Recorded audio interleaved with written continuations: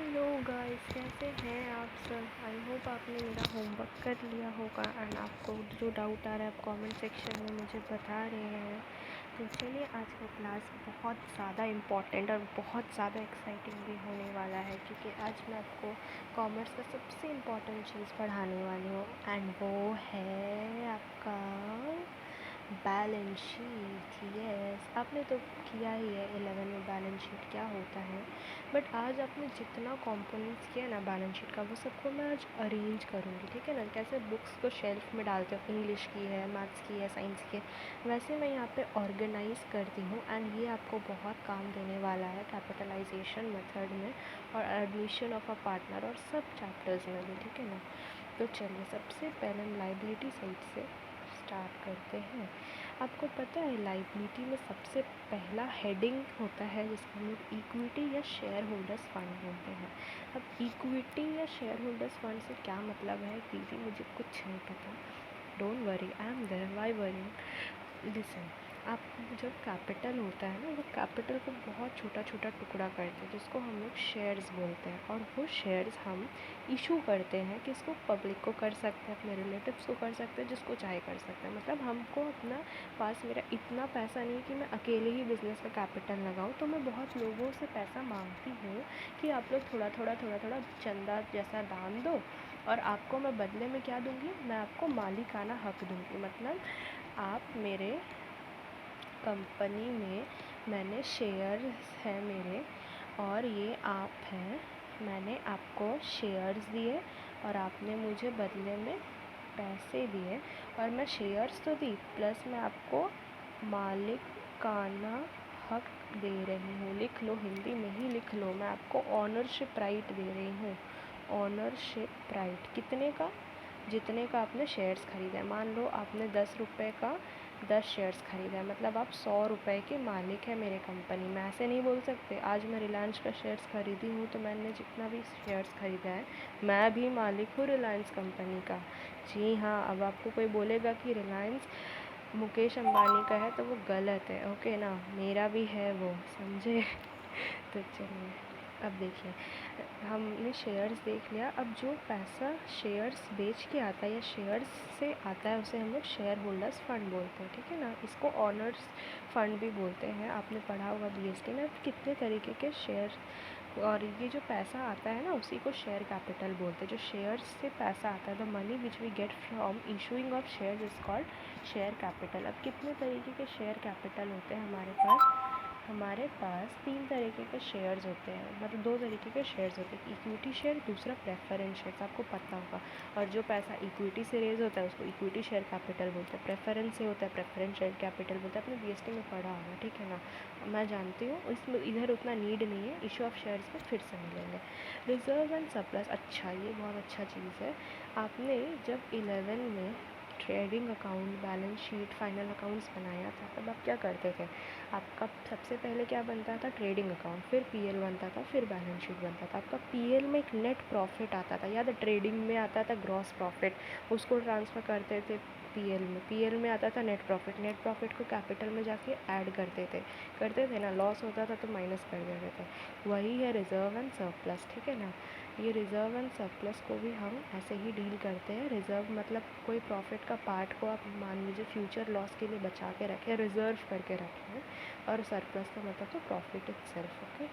तो ये कैपिटल में ऐड हो जाता है। तो ये सबको हम लोग क्या बोलते हैं, इक्विटी या शेयर होल्डर्स फंड, मतलब ओनर का पैसा। हाँ, फिर नॉन करेंट लायबिलिटी। बच्चे हमेशा कंफ्यूज होते हैं, दीदी नॉन करेंट और करेंट का मतलब बता दीजिए, बहुत ज़्यादा कंफ्यूजिंग है दीदी। 11 पूरा बर्बाद किए हैं, 11 का पाप 12th में नहीं भोगना है। कोई नहीं, मैं हूँ ना, आपकी दीदी है ना आपके साथ। चलिए एक एग्ज़ाम्पल लेते हैं, ठीक है ना। चलिए, ये करंट बिजली वाला करंट नहीं है, ओके। चलिए, मान लीजिए आपके पास एक कोन वाली आइसक्रीम है और एक बड़ा सा पाउंड, 1 पाउंड की आइसक्रीम है। हाँ, कौन सा फ्लेवर है, butterscotch, my favourite. Chocolate भी है, कोई नहीं, चॉकलेट है तो चॉकलेट ले लो, ये चॉको, हाँ, नो डिस्क्रिमिनेशन। चलिए, तो चलिए, अब मैं घर लाई ये आइसक्रीम, कितने देर चलेगी, अरे 10 मिनट चल जाए बहुत है, ये कितने दिन चलेगी? चलो 1 हफ़्ता चला लेंगे, बहुत मेहरबानी करके, ठीक है ना। तो बस सॉरी मैंने क्या बोल दिया, 1 सेकेंड बच्चा लोग, आपकी दीदी थोड़ा गलती कर दी। इधर नॉन होगा, इधर करंट होगा, ठीक है ना। मैं फिर से वीडियो नहीं बनाने वाली क्योंकि मैं भी आपकी तरह लेज़ी हूँ। Please acknowledge this. ये करंट है and this is non current. अब थोड़ा सा शिफ्ट किया मैंने। चलो, करंट में ये छोटा वाला आइसक्रीम और नॉन करंट में बड़ा वाला 1 पाउंड का आइसक्रीम। तो मैंने क्या किया कि ये आइसक्रीम का मज़ा कितना देर चलेगा? 10 मिनट। इसका चलेगा 1 वीक, ठीक है ना। 1 वीक चलेगा। तो करंट मतलब जो शॉर्ट टर्म होता है, ठीक है ना। करंट मतलब शॉर्ट टर्म और नॉन करंट मतलब जो करंट नहीं है, अभी का नहीं है, यानी लॉन्ग टर्म, ठीक है। पीरियड कितनी होती है? पीरियड इसकी पीरियड होती है मोर देन 1 ईयर, 1 साल से लंबा चलता है। एंड करंट की पीरियड होती है 1 ईयर। बहुत घोच कर दिया है, प्लीज़ आप मेरे जैसा मत बनिएगा, आप अच्छे बच्चे हैं मेरे, अच्छे से लिखना। चलिए अब वापस आते हैं। ओके, तो लेट्स बिगिन। तो नॉन करंट मतलब लॉन्ग टर्म होता है, जो 1 साल से ज़्यादा चलता है, वो बड़ा पाउंड वाला आइसक्रीम, ठीक है ना, कोन वाला नहीं, ठीक है, उसका मज़ा ज़्यादा देर चलेगा। तो डिबेंचर्स हो गए।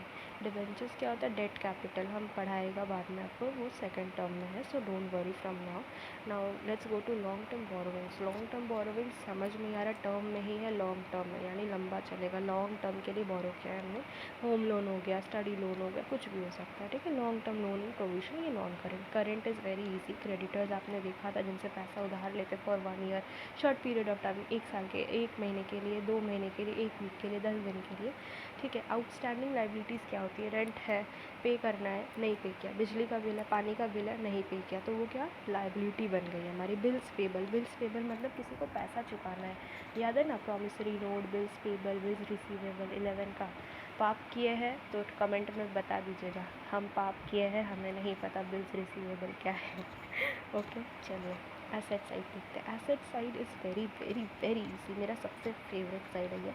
एसेट साइड इज़ हमारा फिक्स्ड एसेट्स होते हैं, फिर करेंट एसेट्स होते हैं, ठीक है। फिक्स्ड एसेट्स में आपका लैंड एंड बिल्डिंग आ जाएगी, मशीनरी, प्लांट, वो सब आता है, ठीक है ना, जो हम देखे थे क्लास 11 में, ठीक है। गुडविल, गुडविल एक तरह का इंटैंजिबल एसेट है। गुडविल, पेटेंट्स, कॉपीराइट, ट्रेडमार्क्स, ये सब क्या है? दिखते नहीं है, फील नहीं कर सकते, छू नहीं सकते, ठीक है ना, देख नहीं सकते, छू नहीं सकते, लेकिन ये एग्जिस्ट करते हैं। परचेस्ड गुडविल, ठीक है, किसी का नाम, रेपुटेशन हम देख सकते हैं क्या? नहीं, फील कर सकते हैं। करंट एसेट्स मतलब इसका बेनिफिट 1 साल तक ही चलेगा, जैसे बिल रिसीवेबल हो गया, डेटर्स हो गए, स्टॉक हो गए, ये सब हमारे करंट एसेट है। अब ये फिक्टिशियस एसेट, ये बहुत इंपॉर्टेंट है, इसको मैंने स्टार मार्क दे के रखा है, आ रही हो इसके पहले इन्वेस्टमेंट देख लेते हैं। इन्वेस्टमेंट अब 2 तरीके के होते हैं। आप बोलोगे क्या क्या दीदी? एक ट्रेड होते, एक नॉन ट्रेड होते। ट्रेड इन्वेस्टमेंट मतलब आपने इन्वेस्ट किया मतलब अपने बिजनेस के बेनिफिट के लिए आपने कोई पैसा डाला है, तो वो ट्रेड ये हो गया इन्वेस्टमेंट। बेनिफिट आप ले रहे हो, लेकिन किसके लिए? बिजनेस एक्टिविटी के लिए, हाँ, बिजनेस एक्सपेंशन के लिए जब आप इन्वेस्टमेंट करते हो तो उसे ट्रेड इन्वेस्टमेंट कहते हैं, ठीक है। और नॉन ट्रेड इन्वेस्टमेंट मतलब नॉन बिजनेस एक्टिविटीज़। मान लो आपने शेयर्स खरीदे, ठीक है, शेयर्स खरीद लिया, तो वो क्या आपके बिज़नेस के लिए? नहीं, आपका बिज़नेस है शेयर बेचना, टेबल बेचना, आपने शेयर्स खरीद लिया, क्या आपके वो बिज़नेस के लिए इन्वेस्टमेंट है? नो। तो shares purchasing is our non trade investment, ठीक है ना। अब आते हैं फिक्टिशियस एसेट पे। फिक्टिशियस एसेट आने के पहले आप लोग ब्रेक लीजिए 2 मिनट का, I am coming back.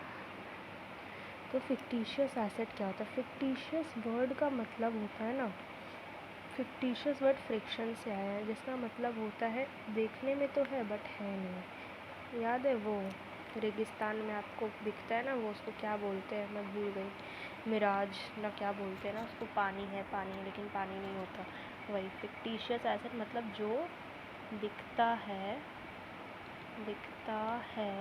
But है नहीं। ओके, दिखता है बट है नहीं, seems but doesn't happens actually. Asset, asset मतलब एसेट एसेट एसेट। मेरा बच्चा लोग बोल देगा एसेट का सबसे पहला चीज़ क्या होता है, बेनिफिट दे। ठीक है चलो बेनिफिट वाला छोड़ दो। उसका कौन सा बैलेंस होता है, डेबिट बैलेंस। ओके, एसेट का हमेशा डेबिट बैलेंस याद है ना। एसेट बढ़ता है तो डेबिट करते हैं, कमता है तो क्रेडिट करते हैं, याद है ना। What comes in debit what goes out credit. मत भूलिएगा मत भूलिएगा, मेरे को डर लग रहा है आपसे। ओके, तो फिक्टिशियस एसेट इस क्या, हमारा डेबिट बैलेंस होगा। चलिए अब फिक्टिशियस एसेट डेबिट बैलेंस तो है, ठीक है, क्या ये सचमुच का एसेट है। यहाँ क्या बोल रहा है, जो दिखता है बट है नहीं, यानी कि ऐसे ढोंगी है यार, इसमें मुंह पे नकाब उतारो, क्या है ये। चलो इसे बेनकाब करते हैं, मज़ा आएगा। फिक्टिशियस एसेट एक्चुअली कुछ नहीं होता बट हमारा ह्यूज एक्सपेंसेस होता है। एक आपसे रिक्वेस्ट है, जब मैं आपको एक्सप्लेन कर रही हूँ ना तब आप कॉपी पेन छोड़ के सिर्फ मेरे स्क्रीन पे देखोगे। अगर आप ऐसा नहीं करना मैं गुस्सा हो जाऊँगी। मैं जब आपको बोलूँगी लिखने तब आप लिखोगे। आप मेरा वीडियो ख़त्म हो जाने के बाद तब आप पॉज करोगे एक टॉपिक पे, तब आप कॉपी करोगे, फिर आप लिखोगे, ठीक है ना। जब मैं पढ़ा रही हूँ आप लिखोगे ना, ना आप पढ़ पाओगे ना आप लिख पाओगे। इसीलिए जब मैं पूरा चीज़ लिख लूँगी आप रिवाइंड कर लेना, तब आप नोट्स कर लेना। Okay, don't write, leave your pen, leave everything, stay straight, sit straight. Okay, तो ह्यूज एक्सपेंसेस को हम लोग क्या करते हैं ना, एक्सपेंसेस का भी कौन सा बैलेंस होता है, डेबिट होता है। देखिए मिल रहा है ना, क्यों इसने एसेट का नाम ले लिया। देखिए एसेट का भी डेबिट बैलेंस होता है, एक्सपेंसेस का भी डेबिट बैलेंस होता है, इसीलिए हम लोग इसे फिक्टिशियस एसेट बोलते हैं। वो बोलेंगे दीदी एक्सपेंसेस है, खर्चे हैं, पीएल में जाएगा ना, क्यों बोका बना रहे हैं हम लोग को, हमें इतना भी ख़राब नहीं मिला। मैंने बोला हाँ बच्चा ठीक है मान लो। अब मैं एक एग्जांपल देती हूँ, ठीक है, तुम्हारा एक कंपनी है, अब वो कंपनी का तुम एडवर्टाइजमेंट करवाना जा रहे हो। हाँ, एडवर्टाइजमेंट, उसके लिए तुमने खूब सारा पैसा दिया, मान लो 5 लाख रुपए एक बार में दे दिए, बोले कि इस ईयर का जितना लग रहा है उसके बाद next year next year next year अब चलाते रहो उसे। ठीक है, मान लो अब 5 साल के लिए या 6 ईयर्स के लिए आपने 5 लाख रुपीज़ मोटा पकड़ा दिया उस इंसान को। तो वो इंसान बोला ठीक है, अब क्या आप उसे देखने जाओगे क्या। अब आप एक बार 5 साल पकड़ा दिया, आप क्या देखने जाओगे वो इंसान कैसा आपका पैसा यूज़ कर रहा है, नहीं। या बोलोगे अरे दे तो दिया ना, छोड़ो ना, कौन करेगा। तो क्या आप पे इस पैसे पे आपका कंट्रोल है, आपका कंट्रोल है, नहीं, आपका कंट्रोल नहीं है, आप कंट्रोल नहीं कर सकते। आप दे दिए हैं, आप क्या बोलोगे कि मेरा पैसा वापस दो, बोलेगा नहीं देंगे आपको, आपने दे दिया एक बार पेमेंट, चलिए भागिए यहाँ से, ऐसे बोलेगा आपको। ये बोलेगा कि नहीं दे रहे हैं, आपने दे दिया, एक पेमेंट कर दिया है, ठीक है ना, आप नहीं बोल सकते उसको। तो आप पे कंट्रोल नहीं है। लेकिन लेकिन लेकिन आप अपने, मान लीजिए आप ट्यूशन पढ़ा रहे हैं अपने बच्चे को, तो आप बोलेंगे ना उस टीचर से, ए मेरा बच्चे को अच्छा से पढ़ा, नहीं तो तेरा को छुड़वा दूँगा। तो आपका वो मंथली फ़ीस पे कंट्रोल है, यस कंट्रोल है, आप कंट्रोल कर सकते हैं, ठीक है ना। तो ये 1 ईयर के लिए होता है और ये मोर देन 1 ईयर के लिए होता है, ठीक है। अब इसे हम बैलेंस शीट में क्यों ला रहे हैं, बैलेंस शीट में इसीलिए ला रहे हैं क्योंकि हमने बहुत बड़ा एक खर्चा किया है, ठीक है ना, और उसको तो हम पीएल में नहीं डाल सकते। क्यों नहीं पीएल में डाल सकते हैं, ये क्वेश्चन आपको आ सकता है, बहुत ट्रिकी एंड इम्पॉर्टेंट क्वेश्चन है। वाई नॉट पीएल, पीएल में क्यों नहीं ला सकते, because PL, okay sorry, PL closes every year and it carries information of that particular year, okay. इसीलिए तो यहाँ पे तो हमने 5 साल का बात किया ना, तो 5 साल वाला मतलब मान लीजिए अभी 2021 से 5 साल नेक्स्ट 2026 तक हमने पेमेंट कर दिया है और पीएल बनाया है 2021 का। क्या इसमें 5 साल का खर्चा डालना जायज़ होगा, बताइए, होगा नहीं ना, नहीं होगा ना। इसीलिए हमने क्या किया, यहाँ पे पीएल में 1 साल वाला खर्चा डाला, बाकी का 5-6 साल 4 साल वाला हमने एडवर्टीज़मेंट सस्पेंस बोल के डाल दिया, ओके ना। तो इसी को हम लोग बोलते हैं एडवर्टीज़मेंट सस्पेंस, या वो फिक्टिशियस एसेट में आता है। मतलब जो दिखता है एसेट है लेकिन है नहीं। क्यों एसेट दिखता है, because of its debit balance, ठीक है ना। तो इसीलिए हम इसे एसेट का नाम दे दिया, लेकिन ये एसेट नहीं है। फिर से एक बार रिकैपिचुलेशन करते हैं। फिक्टिशियस एसेट एसेट का जैसा दिखता है लेकिन एसेट है नहीं। It is seemed like asset because of its debit balance. They are actually huge expenses which does not have any control, okay, and they are not debited to PL because PL is closing every year, because PL closes every year and it carries the balance of that information of that particular year.